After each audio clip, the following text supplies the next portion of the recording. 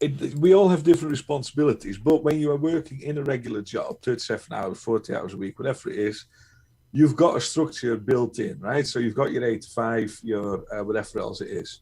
So for a student, I think it is really important that you recreate that, especially if you have responsibilities alongside university. So when it comes to your working week, if you like, let's say we've got someone here who's a mature student on an access course. So you've got a life, right? Not that students, younger students don't have a life, but you've got a life. You've got to plan everything around that, and you've got to fit your studies in. So try and build up a weekly routine is really important. So what I mean with that is when I was, for example, doing my PhD, I was only allowed to work 8 hours a week in total. So I worked as a sessional lecturer, I prepared lectures and did some marking, stuff like that. But I wasn't allowed to work more than that.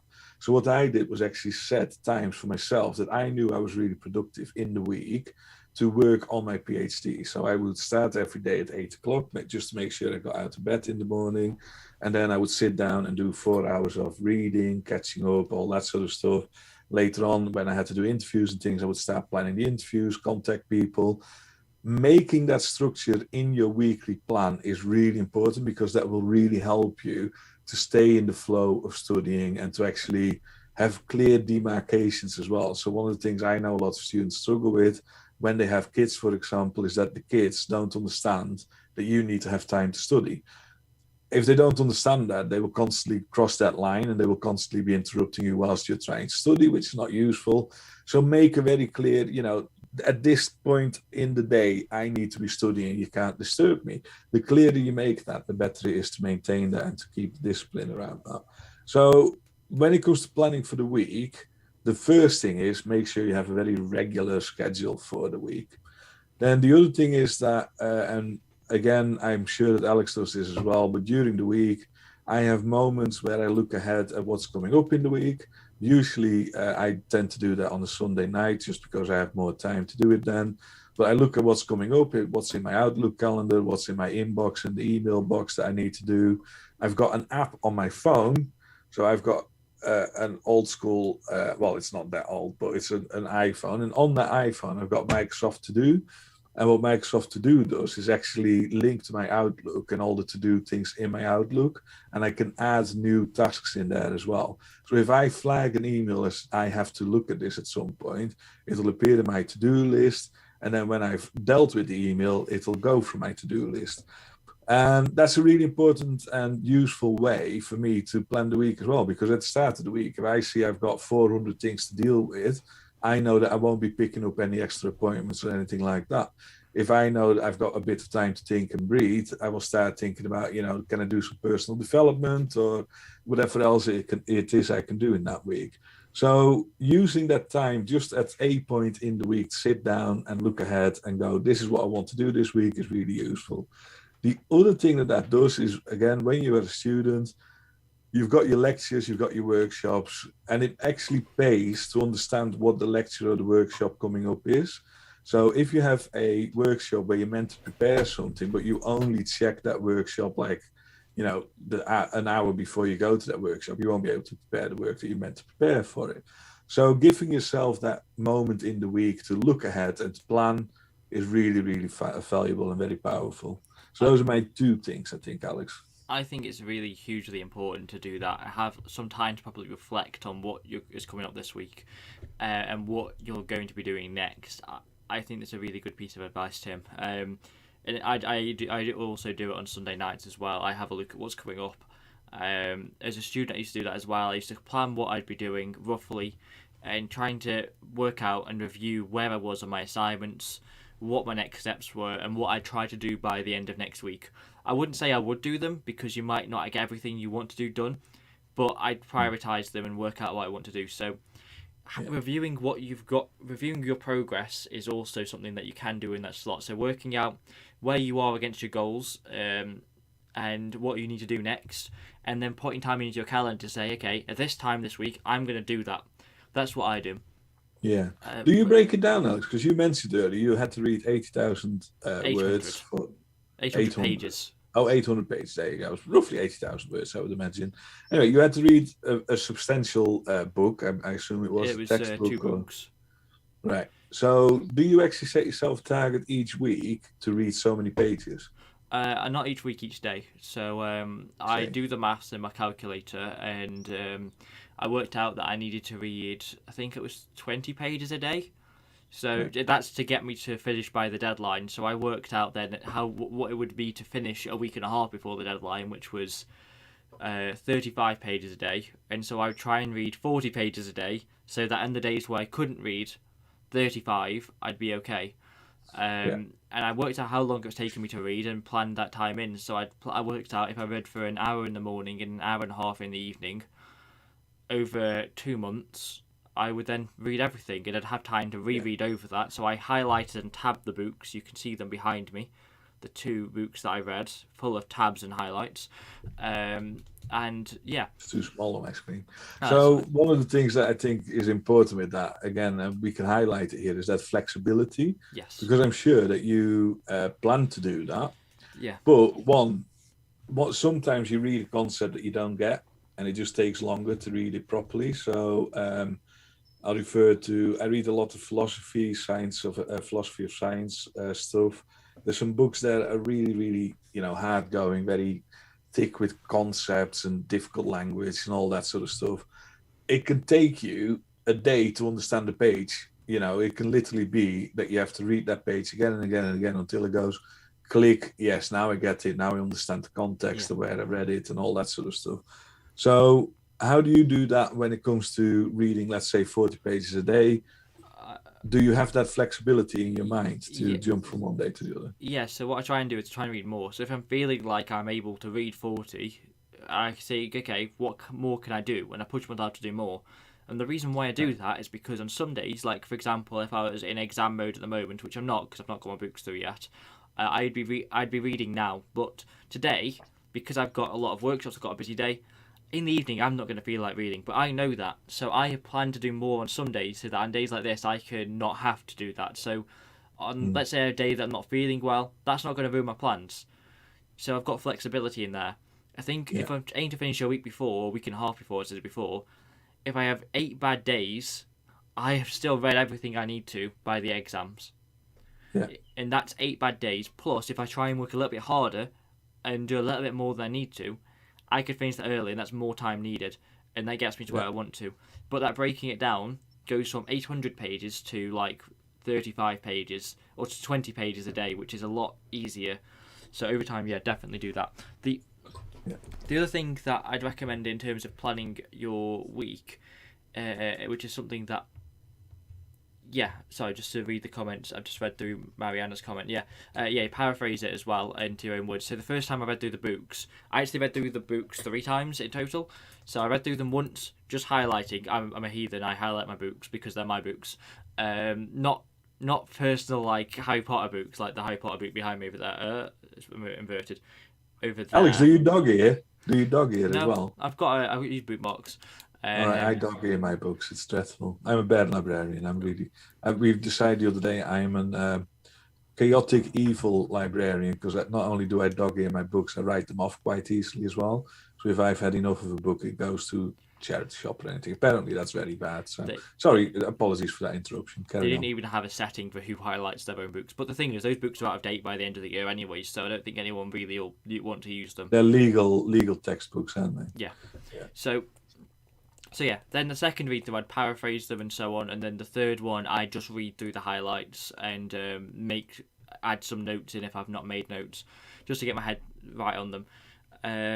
But get it quicker each time. Anyways, back to planning your week out. The second thing I do is I put time into my calendar, but I don't always stick to that. And the way that I plan my week out is I plan it into a prioritization schedule of like, yellow, green for flexible. I want to do this, but I don't need to do it, and it can get pushed back.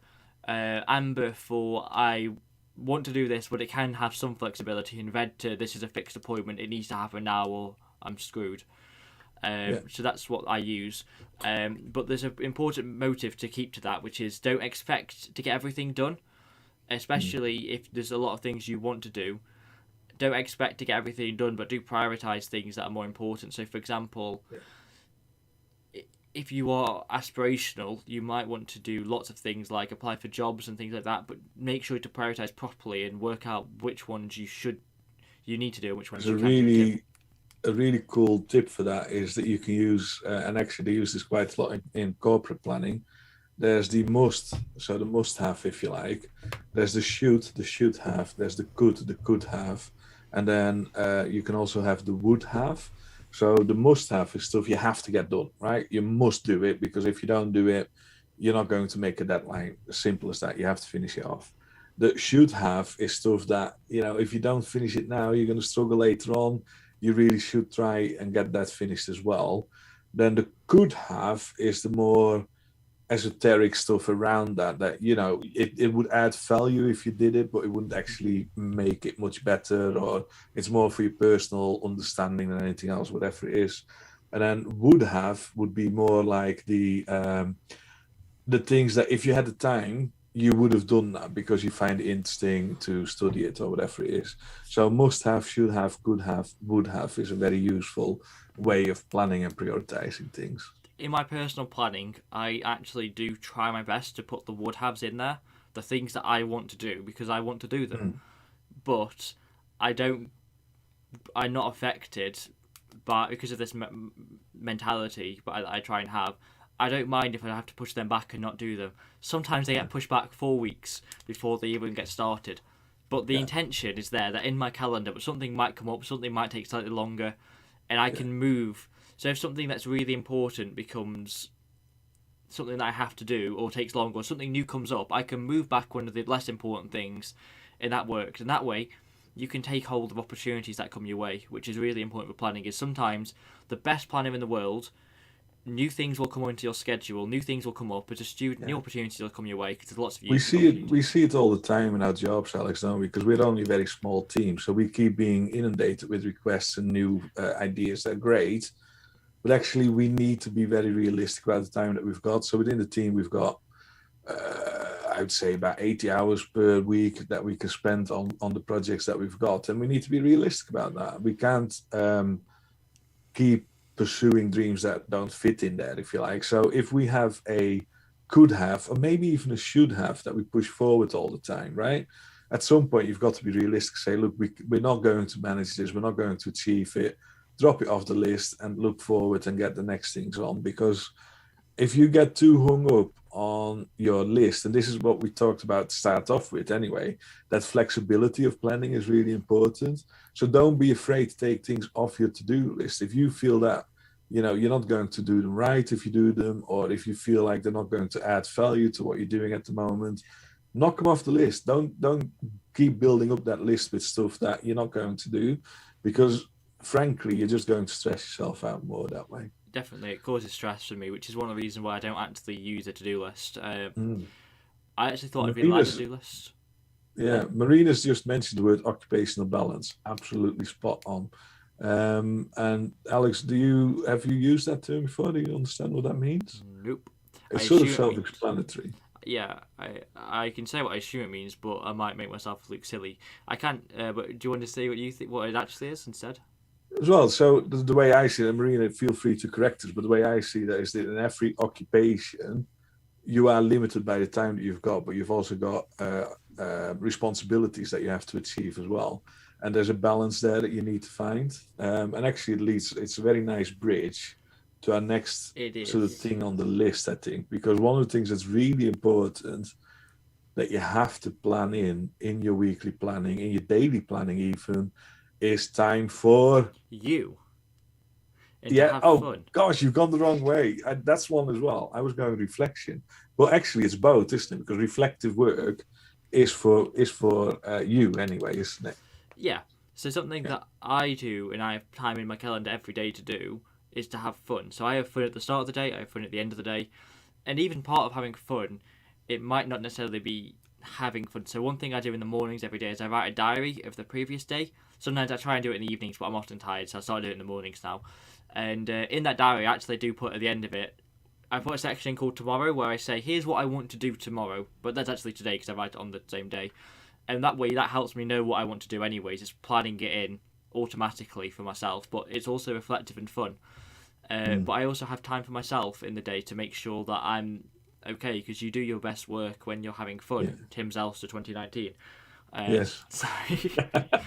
And we do have fun. It's really important to have that balance in there. I realised I saw your quote, so I thought I should attribute it to you. Yeah. That's really important, I think. And I think also when it comes to reflection as well, it's a really important life lesson, right? I'm a married man. I've been married for 20 years. As everybody knows, when you're married for a long time, every now and then you have an argument or whatever that is. There's a saying that says, never go to bed angry, right? And that relates to married life, right? So if you're married, don't go to bed angry. Talk things through before you go to bed, so at least you can sleep properly. That doesn't just apply to that relationship, that applies to work as well.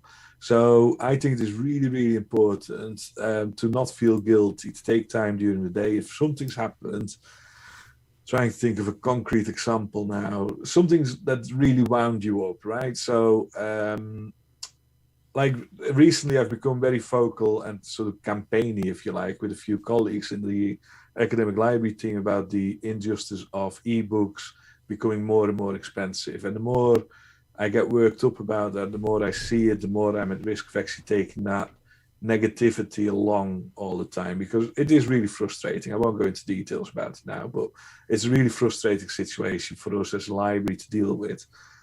So when I get triggered and I get annoyed about something that I read on Twitter, because it's usually on Twitter, because that's where most of that debate takes place, I now take time to settle that and to give it a place. And I use my own personal reflection time for that.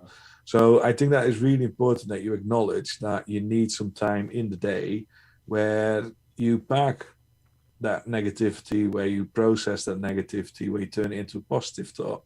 At the same time, that works the other way around as well. If you've had a really good day, like today is going to be amazing for us. It's going to be really tiring for both Alex and me because we're almost non-stop today. But at the end of it, we'll have a real sense of satisfaction where we, have achieved something that we wanted to achieve. We've been working towards this for months now, and we're doing it. We're having fun. We're getting people to attend sessions that we've arranged and all that. So it's really good. So actually having a positive sense of reflection is really important as well. Yeah, I have heard some people use something called gratitude journals, and in my journal, I always make time to say what I'm thankful for and how I'm grateful for various things and whatnot. Something else you've just mentioned there, though, that I want to highlight is you said about how today we've got a very busy day going on.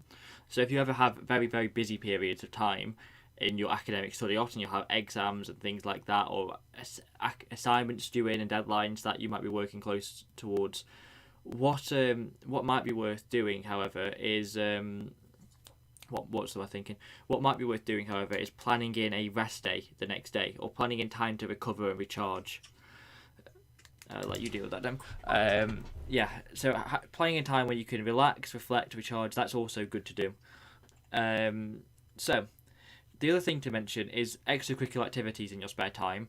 Book time in for those, book time in for fun activities, book time in to see your friends, book time in, try and think about time when you can either, my live stream said it's going red and dropping frames. Is it okay? It looks It's okay. fine, yeah. Yep. Plan time in when you can socialise. Plan time in when you can. What's the word I'm looking for? Either take opportunities or look for opportunities or make opportunities, and you can expand your CV. Don't just spend your time focusing on your assessments and so on. And yeah, look for events that you can go to and opportunities and such. Tim, have you got anything to add there before we move on to the next section? No, I think that is really important because what you're doing is you're decompressing as well, right? So life isn't all about making your next exam pass and all that. There's more going on. And again, it's really important to take all these opportunities. As a university, you might have heard the term civic university that we use a lot. We feel we have a responsibility to society, and we use volunteering and all these different opportunities. Very difficult this year, let's be honest. But those opportunities are there for a reason. They are actually meant to give you a much better, broader experience of being at university. University isn't all about working yourself down to the wire to, read as much as you can and cram as much in your head as possible. university is far more about, and actually I had a really interesting debate about this the other day, but those soft skills that you develop over time when you're at university, they're the ones that you're there for, building that critical thinking ability, building the ability to distinguish between information sources, all that. Oh, you just remembered which tweet this was, I think. Oh, I'm not remembering that too. I'm remembering the next thing I'm going to say. Oh, right. What's the next thing you're going to say? So, as a library, we've developed a podcast series all about developing these soft skills that has just launched this week, and as episodes are coming out every week from this week until I think it's the end of June. I think there's 25 episodes in total, and what we do in the series is called Success as a Student. We have a proper debate and discussion with an expert on the area of a skill. We learn all about what that skill is, and then after I've had an episode where I've interviewed a successful staff and an expert staff member about that skill, I'll then organise an interview with a student and that episode will come out later in the semester about that skill, talking about how they developed the skill. So there's lots of skills in there, like Tim was saying, critical thinking, having. It's almost like we planned this. It is, yeah, but we planned it for the end. But oh well. Oh, doesn't matter, does it matter? It's flexibility in motion. Yeah. But it is genuinely, I've heard a few episodes now. If you get a chance, it's on all the favorite podcasting platforms, on iTunes, on Spotify, on Anchor, it's on YouTube because we publish it to YouTube anyway. So go and have a look and listen to that. Don't look, listen, because it's listening. Although the graphics are really cool as well. But yeah, really good series that. Right, Alex. Yes, Tim. So what's the next topic we're going to cover in today's live stream then? So I'll introduce it actually, because I've got a good segue, unless you want to introduce it. No, do it. Yeah, the segue, not the segue. Yes. So this is an in-joke. I'm going to type it up. Anyways, so something that is really important for helping you plan your time is to actually have the ability to execute that plan. And a big part of that is if you've got something in your calendar, actually making sure that you do it, or if you don't do it, moving it to a time that you can do it instead. So what we're talking about there is attention management. So in my opinion, and what I've read elsewhere as well, your attention is probably your most precious resource. It's something that you need to protect and something you need to work hard to maintain. And at the moment, there is lots of information that comes from all around us that can distract our attention, take it away from what we should be working on, and put us on a different path when actually we should be doing something and we need to be doing something, but we want to be doing something, and it gets replaced by other things. So what we're going to talk about now is how we can protect and manage our attention from others. So first of all, Tim, how can we protect our attention to make sure that we can focus on the things we want to? Well, how can you protect it? We sort of touched on it anyway. Having dedicated time, right? Actually making clear that in your planning you have time to do what you need to do. So that's a very simple step, I think, to do that. When it comes to attention, you can't manage attention per se. So actually stating that there's a wonderful way to manage your attention span or anything like that, there isn't, because it's different for all of us.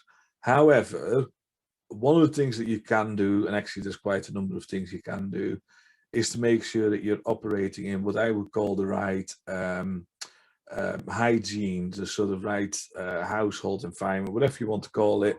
It's about not having too many distractions around you. It's about making sure that people understand that you need that time. It's about optimizing the conditions for you to work in. So I'm going to give this anecdote that I love giving, and don't judge me too harshly. I was young and naive. But am I going to give this anecdote? I don't know. I think I've used it before and people got really upset that I used it. I'm going to use it anyway. So when I was a young student, and we were silly students, if you like, I spent all night enjoying the pleasures of life, if you like, with a good friend of mine till about 6 a.m. And it involved several intoxicating elements, if you like. And it was 6 o'clock in the morning, and all of a sudden he says, "Oh man, I'm like, oh, what? And he's like, oh, man, we've got an exam tomorrow at 2 o'clock. Tomorrow being that day at 2 o'clock, 6 hours away. And what, we hadn't prepared for it. We were just being stupid students, if you like. So what he said was, we'll go and get some natural pills. They're called guarana pills. They will help your concentration. And then we will study all the way through and get it right. Now, this is just an anecdote to illustrate that what we did, apart from sobering up very quickly, which is actually really important, but what we did was give ourselves the best conditions at that period that we had available to study. So we made sure we were clear-minded. We had all the materials that we needed around us. We made sure that we had access to all the information that we needed. And we actually used each other to bounce ideas off each other as well. And we ended up actually having a great exam. I think we both got the highest grade for that course that we both got. So it's really important, I think, to manage those conditions. So however silly that example may be, it's about understanding that keeping your attention span going depends on your environment and the fact that you have some sort of input on that. So one of the things, again, I will put it to the camera again, these things, they really, really destroy your attention span. If you've got an hour to read something and you keep your phone on and you keep notifications on and your WhatsApp goes off, your Insta goes off, your Twitter goes off, your this goes off, your emails come in, your Teams bells come in, it's going to destroy your concentration and your ability to control that attention. So minimize all those. One of the things that I do at the start of this, I don't know if you do this, Alex, at the start of the live stream, I put my Teams on Do Not Disturb, which means I don't get any notifications coming in. And I switch my Outlook off completely because I know I will be getting emails. I don't want to get the tone or even, the ticker of email coming up. So those are things that you can do to manage that. And I do put my phone on, although I haven't done it yet. But normally I put it on sleep or standby mode so I don't get distracted with that. Do you do anything like that, Alex? Have you got any tips? Yeah, I do. So when I do a live stream like that, I take away distractions like that, of course. But when I'm doing assessments and academic writing, something I do is I always do something, I think it's called going dark almost, where I just shut off the world for a little bit when I'm writing. It may only be for an hour so I can focus, but I turn my phone off, I turn anything that could distract me off, I don't go on social media and things like that. I go dark, so I make it so I can focus. And even at work, you might see me do that at times when I'm going in on editing and I'm like, I need to edit this by the end of the day in order to make it work for my timelines that I've set myself. You may just notice, Tim, that I'm not available. Like, I have got everything shut off, and that happens. So that's something I do to protect my attention is when I really do need to focus and when I decide that, I go dark, but also making sure for other things that you have time periods where you know that are clear that you are able to be contacted. So yeah. those are two things. So let people know when you can be contacted. It can be more difficult to go dark if, for example, the people you're trying to go dark from are your family members who might distract you. But even then, if you can go into a room, shut a door and say, don't contact me, contact someone else instead. Really important reminder here, Alex, that the libraries are actually open. You can book a place to come study at the library. So at Chesterfield, where I normally work, we get lots of students coming, not lots, that's an exaggeration, but we get students coming in purposely because they can then avoid those distractions from back home. And that's so important. If you've got young kids running around or, a husband who can't cook or whatever else it is, get yourself out of that environment. What I then see, and this is something that does worry me, and we see this a lot when we walk through the library at study spaces, is that people do have a phone on, they're browsing whatever on the phone, they're distracting themselves. It stops you being focused on what you're trying to do.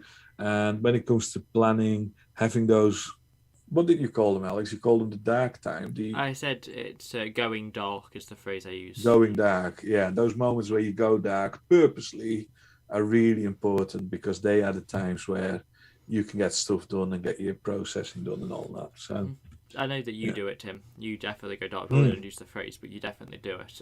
Yeah. Especially this last year, I've been doing it on purpose because sometimes, and I'm sure this is the same for everybody, but it's so easy with Teams, for example, to just contact someone and go, oh, bang. And then if that's at the time where you're trying to do something else, we're trying to process information, writing a paper, a report, whatever else it is, it distracts you. So it's better to just switch it off, or take yourself out of that environment. One of the things, Alex, you might have noticed that I've been doing recently is that I actually switch Teams off completely at 4 o'clock now. Is it 4? Yeah, usually 4 o'clock. Mm-hmm. So, that just gives me that time to process the day and get, on top of everything I need to do. Yeah. There's two other tips of advice that I have for attention management that I'd like to highlight. I'd highlight one first, which is a bit quite closely related to the one that you've mentioned about turning off social media and distractions like that. But the other is identifying other distractions that are more personal to you. So, for example, for me, I had an Xbox addiction when I started university. So the thing that I used to do is I used to have my Xbox in a place where it take me about 10 minutes to install it. So I had it under my bed in a number of boxes. I had it because I liked playing it for fun, but it's still worth me playing it, but not in a way that stops me from doing my work.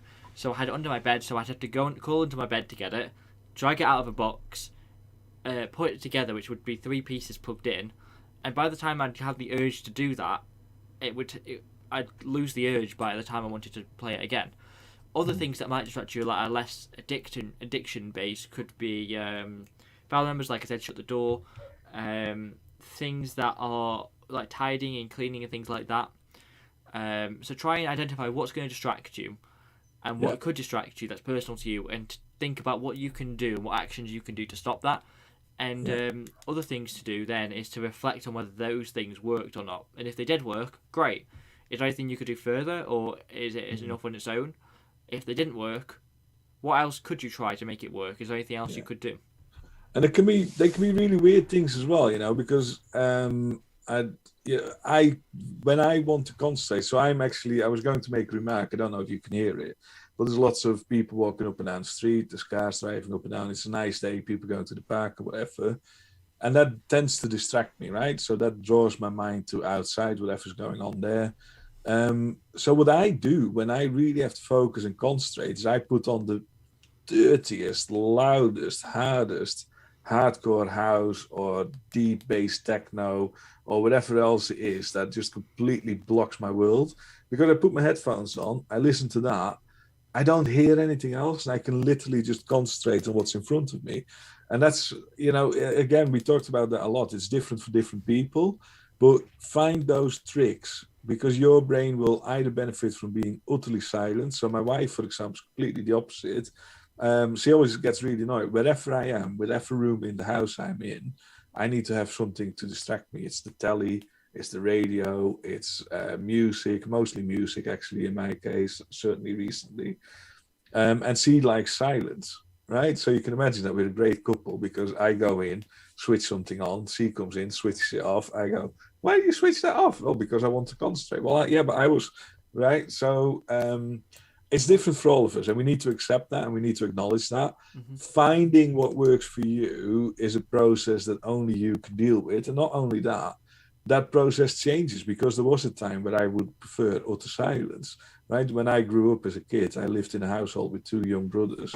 We were actually all about the same age, and it was never quiet, because not only did we have 2 brothers, we had 5 kids that came out from the islands that lived with us as well. So we were actually a 10-people household, and we had 5 dogs, right? So you can imagine it was never quiet in that household. So when I lived in that environment, I wanted that pure silence. So then when I had to do schoolwork, I'd hide in an attic over the garage where I knew nobody else would be there, and where I would be secluded from all that noise and things going on. We need to find those things for ourselves and deal with them for ourselves. And that's really important. So there's 2 things that I do that links to what you said there. Just looking at YouTube, which says I've got no data sending. Oh, it says I've got data sending out, it's okay. So there's 2 things that I do, which help with this attention management things that we've mentioned before. So Tim, you mentioned about music. I listen to music. I think that helps me. I listen to different music. I do sometimes listen to EDM. I was listening to EDM yesterday whilst I was sending out all the emails after Study Fast, because that's something which short term I can use adrenaline to get me through that, whereas other times I want to be more with my thoughts. So I only ever listen to music with words in if I'm doing something that requires less thought and just like it's just a brainless task almost. But when I'm doing something that like reading, I listen to lo-fi hip hop type music or music without words that isn't distracting. The second What's that channel called again, Alex, that we used to listen Chilled to? Cow or something like that. Yeah. What is Chilled it? Cow, it's on YouTube, isn't it? Oh, it just says Lo-Fi Girl on Spotify. Yeah. I had it open anyways because that's what I was listening to last night when I was revising. What was it? So the second piece of advice I have that I use is headphones, and also what you wear and things like that can help you focus your attention. So headphones to me, I have headphones that I wear when I revise often, and the reason why is because they literally tie me to my desk. I'm dropping frames again. But all right. We'll carry on. Okay, stop dropping frames. So yeah, something that I wear when I'm studying is I wear headphones at times, just so I can tether myself to the desk, so then I have to go through the step of taking them off, which takes time. And so, yeah, well, I don't recommend wearing them for too long because it hurts your ears unless you've got cold ones like I have. The second thing, or the third thing I'd recommend doing is getting dressed and putting yourself in the mindset. So something I do is when I'm at work, I wear more work-like clothes that are comfy. I don't wear a suit or anything anymore, but I used to wear things like that to get me in the work mode. Whereas in the evening, I go into more lounge wear that then puts me in the mood for not working. I stop thinking about work as much. And your cigar chair, your what's it called, smoking chair with your overcoat. I don't smoke. Your cigar, loungewear, your slippers. No, I just wear some like more comfortable trousers. I think that's basically the thing I do. Or get into my pajamas and things, but I don't work in your pajamas. It's just nice to work in different clothes, and I think working in clothes that are fairly smart help put you in the mood and mindset for work. It's absolutely. You remember that, Alex? We're nearly done, aren't we? But yeah. One of the things I said early on to my team was, don't fall for the trap of working in your pajamas and stuff during the day. Do try and get dressed up when the first lockdown started, just like you would go to work. It's actually really important for your mental health, I think. Having said that, I'm wearing my Lance Stevenson t-shirt, and I'm totally honest. I'm wearing jogging bottoms at the moment, and I've done for a long time.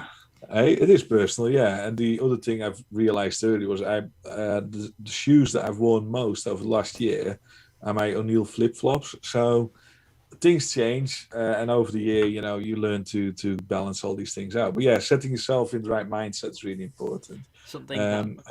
Just saying about what I said then, though, like last night I was studying. Something that I wanted to do is be in a different chair because I've sat in this chair all day at work. I thought, you know what, I want to be in a different position. So I sat there reading in my bed, which isn't always the best practice, but I read from the opposite end of my bed to the area that I'd sleep in, as a different seat.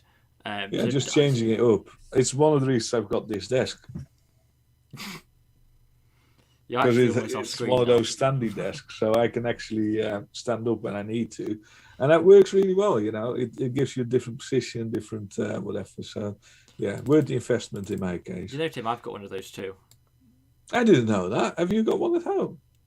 No, I'm just dragging my photo down on YouTube on the OBS. Oh, right. I can't see that. I see you on Zoom.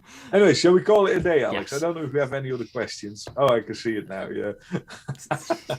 So yeah. I think it's been a decent live stream. I think we've got 3 workshops still to go this afternoon, so do come along to those. The links are in the chat if you want to.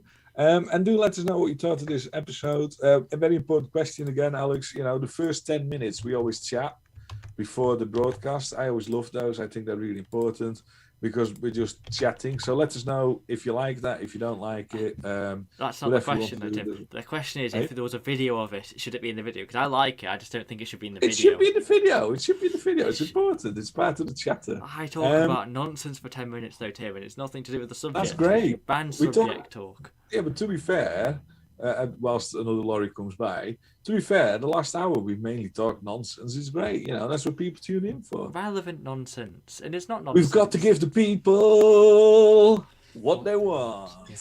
Anyways, other things just to promote quickly. I'm just gonna share my screen. Thank you, Marina. Totally agree. So I've got on here, let me just mute it because I realised I've got the audio come out of it, is the Digital Capabilities podcast that we've come out. So we've just made the new podcast series, Success to the Student, and episode 1 of that launched this week, which is Developing Digital Capabilities. And it's something that we have on the channel. So yeah, it's that's the first episode. We have episodes coming out every Monday. So do subscribe to the channel to keep up to date with those and our live streams when we do them. I think we're not doing live streams as frequently. Is that right, Tim? But Yeah, we've got a bit of illness in the team at the moment, so we've had to take some steps to make sure that our reduced hours don't overwhelm us too much. But yeah, hopefully, I think we've got one planned for next week, so hopefully that'll go ahead. Yeah, and do subscribe, because it's not just these live streams that come out. We've got lots and lots of content coming out all the time. So yeah, if you're subscribed, hit that bell icon. Oh, I'm such a professional YouTuber now, aren't I? But you will get informed when we have new stuff coming out. So really important that you are. And also keep an eye, as Alex is showing now, or it was showing now. I'm probably behind 20 seconds yeah, I'm still on showing our it. calendars and stuff like that. Twitter at Derby Uni Library, and Instagram at Derby Uni Library. Yep. Thank you very much. Glad that you all liked it. Thank you very much. And yeah, I'm going to head off now because I've got a workshop in 30 minutes, academic writing workshop. Yes. So hopefully I'll see some of you there. If not, I shall see you there in 15, yeah. You can watch the video recording of that on the StudyFest Skills Guide. Yes. And I'll post that tonight once I have taken my lunch break, which I think my lunch break is going to be like 2 till 3, and then I've got a workshop at 3. And then I'll post it probably at 4:30 because I've got to take a break after my workshop finishes. My lunch break is quite literally now 15 minutes scuffing something down my throat and then going ahead. Yeah, I'll probably eat after the academic writing thing, but whilst I'm working. Yeah. Anyways, We shouldn't complain though. People, it's been wonderful to see you today. Do come back for more. And are we going to wave, Alex? Have we got the credits? yes, we're back on screen now, Tim. Yeah, goodbye. Bye-bye. Bye. Bye. Bye-bye. Bye. So today's live stream was brought to you by the Library Skills team. Thank you very much to Tim Zelstra for running the stream today and for also being a guest on it. Thanks to Naomi Bowers-Joseph for her support in the episode and also in the whole series. Naomi actually helped write the script that we used as a basis for this a few months ago. Thanks also to me, I guess, Alexander Woods, for just sort of doing whatever I do. And thank you for Stephen Plant for the amazing graphics that he has created. I hope you enjoyed it and thank you very much for watching.